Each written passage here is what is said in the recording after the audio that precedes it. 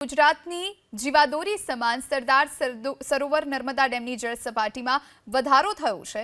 8 centimetre જેટલી આ જળ સપાટી વધી છે। ઉપરવાસમાંથી પાણીની આવક થઈ છે, જેના કારણે 135.11 મીટર પર નર્મદા ડેમની જળ સપાટી પહોંચી।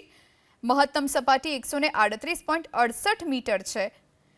2,05,175 ક્યુસેક પાણીની આવક થઈ છે।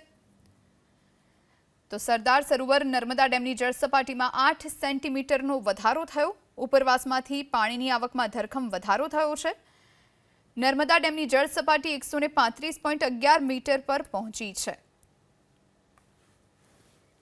તો સરદાર સરોવર નર્મદા ડેમ જે સમગ્ર ગુજરાતને પાણી પૂરું પાડે છે, ત્યારે આ ડેમની જળ સપાટી વધી છે અને હવે ડેમના દરવાજા પણ ખોલવામાં આવશે રૂલ લેવલ જાળવવા માટે। સરદાર સરોવર ડેમની જળ સપાટી 135.11 મીટર પર પહોંચી।